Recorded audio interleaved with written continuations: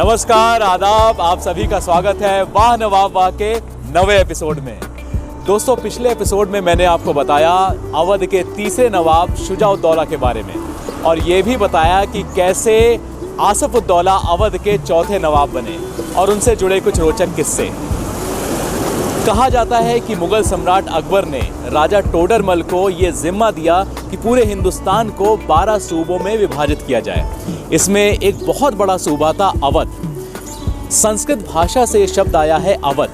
वध जिसे मार दिया जाए, नष्ट कर दिया जाए, तो जिसे ना तबाह किया जा सके ना उजाड़ा जा सके, वो कहलाता है अवध। चलिए अपनी इस कड़ी को आगे बढ़ाते हैं और जानते हैं नवाब आसफ-उद-दौला से जुड़े कुछ और रोचक किस्से। नवाब आसफ-उद-दौला को पतंगबाजी का भी बड़ा शौक था और वो अक्सर चौक वाली बारादरी में बैठकर पतंगबाजी के लुत्फ उठाया करते थे। फूलों के भी बड़े शौकीन थे और अगर गुलाब हो तो क्या कहने, गुलाब पे तो वो अपनी जान छिड़कते थे, इतना पसंद था उन्हें गुलाब। नवाब साहब की दरिया दिली को देखकर कहा जाता था कि जिसको ना दे मौला उसको दे आसफ-उद-दौला, पर आसफ-उद-दौला का कहना था कि जिसको दे मौला उसको क्या दे आसफ-उद-दौला, जिसको ना दे मौला उसको दिलवाए आसफ-उद-दौला। नवाब आसफ-उद-दौला की दरिया दिली का एक रोचक किस्सा आपको सुनाता हूँ। नवाब साहब बड़े नेक दिल इंसान थे और इनके दानवीरता के किस्से मशहूर थे। कभी कभी तो ये दुकानदारों की मदद करने के लिए उनका पूरा का पूरा सामान खरीद लिया करते थे। एक बार नवाब साहब अपने दौलत खाने में यानी कि अपने घर में अपने साथियों के साथ ऊपरी मंजिल की एक बड़ी सी बालकनी में बैठे हुए थे। नवाब आसफ-उद-दौला के दौलत खाने के सामने एक मस्जिद थी। उस मस्जिद के पास एक बुढ़िया काफी देर से हाथों में तलवार लिए नवाब साहब का इंतजार कर रही थी कि कब नवाब साहब की नजरें उस पर पड़े और वो उन्हें सलाम कर सके। काफी देर के बाद नवाब साहब ने भी गौर किया कि एक सामने खड़ी बुढ़िया उनसे कुछ कहना चाह रही है और जैसे ही बूढ़ी अम्मा को लगा कि नवाब साहब ने उसे देख लिया, फौरन उस बूढ़ी अम्मा ने उन्हें अपना सलाम पेश किया। नवाब साहब को लगा कि ये बुढ़िया शायद उन्हें वो तलवार नजर करने आई है, यानी तोहफे में देने आई है। तो नवाब साहब ने भी अपने एक बंदे को भेजकर वो तलवार वहां से मंगवा ली। जैसे ही तलवार नवाब साहब के हाथों में आई, उन्हें लगा कि ये तलवार बहुत पुरानी है, लोहे की है, जंग खा चुकी है और उनके किसी काम की नहीं।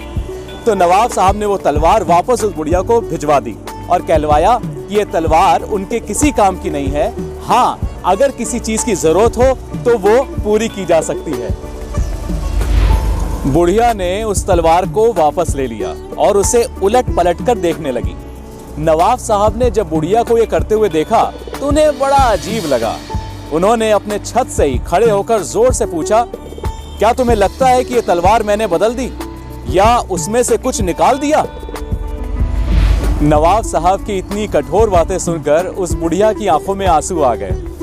उस बुढ़िया ने कहा कि नवाब साहब, हम गरीब लोग हमेशा से सुनते आए थे कि नवाब आसफ-उद-दौला पारस हैं, पर मेरी तकदीर कि मेरी तलवार नवाब के हाथ में पहुंचकर भी लोहे का लोहा ही रही। नवाब आसफ-उद-दौला मुस्कुराए और उस तलवार के वजन के बराबर सोने की मोहरें उस बुढ़िया को दिलवा दी। अपनी जिंदगी भर का इंतजाम करके वो बुढ़िया नवाब को दुआ देकर हंसी खुशी वहां से चली गई। आपको बताऊं कि सन 1784 में अवध में भयंकर अकाल पड़ा। हर तरफ त्राही त्राही मच गई। लोगों के पास काम और घर चलाने के लिए धन की कमी होने लगी। नवाब आसफ-उद-दौला ने अपनी बेहाल जनता को परेशान देखकर उनकी मदद करने के लिए अपने खजाने के दरवाजे खोल दिए। नवाब आसफ-उद-दौला ने सोचा कि उनकी धन की ये मदद लोगों को खैरात ना लगे, इसलिए उन्होंने एक विशाल भवन के निर्माण का फैसला किया जिससे लोग मिलकर उस भवन को बनाएं और उसके एवज में लोगों को अच्छा खासा मेहनताना दिया जाए। तो इस तरह से सन 1784 में एक विशाल काय भवन का निर्माण कार्य शुरू हुआ। इस भवन का निर्माण कार्य दिन में भी और रात में भी चलता था, यानी 2 शिफ्ट में चलता था।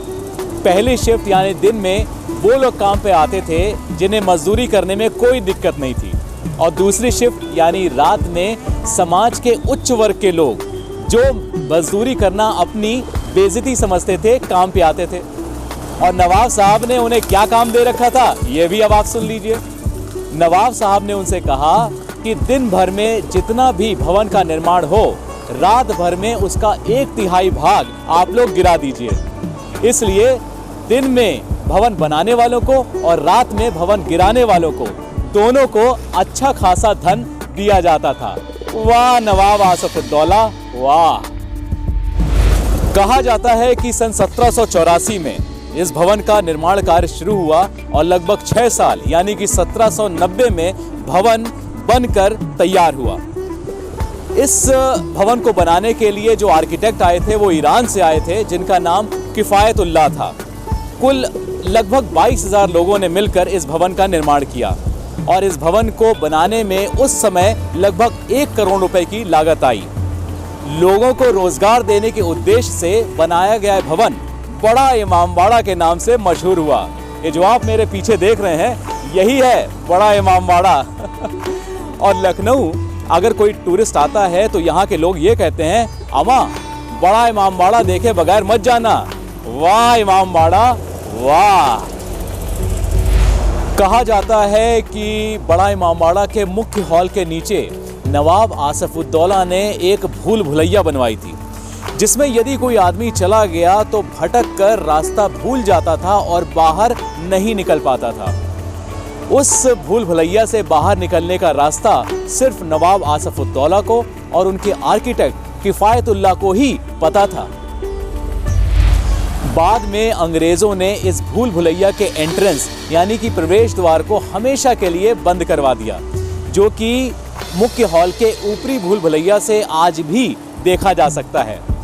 लखनऊ आने वाले लोगों की लिस्ट में भूल भुलैया देखना जरूरी काम होता है। तो जनाब, अगर आपने भूल भुलैया नहीं देखा है तो आइए लखनऊ और देख जाइए भूल भुलैया। हाँ, घबराइएगा नहीं कि भूल भुलैया आए कहीं रास्ता ना भूल जाए।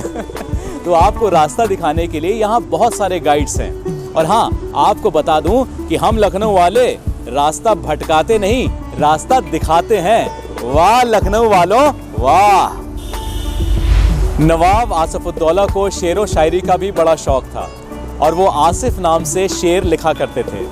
उनके चंद अशार हैं, या डर मुझे तेरा है कि मैं कुछ नहीं कहता, या हौसला मेरा है कि मैं कुछ नहीं कहता। कहता है बहुत कुछ वो मुझे चुपके ही चुपके, कहता है बहुत कुछ वो मुझे चुपके ही चुपके, जाहिर में ये कहता कि मैं कुछ नहीं कहता। तो दोस्तों, ये थे कुछ रोचक किस्से नवाब आसफुद्दौला के जीवन से जुड़े हुए। वो कौन सा धनी फ्रांसीसी व्यापारी था जो नवाब आसफुद्दौला के समय में आया और एक आलीशान भवन की कल्पना की, जो कि बाद में लखनऊ का प्रसिद्ध लमाटनिया कॉलेज बना।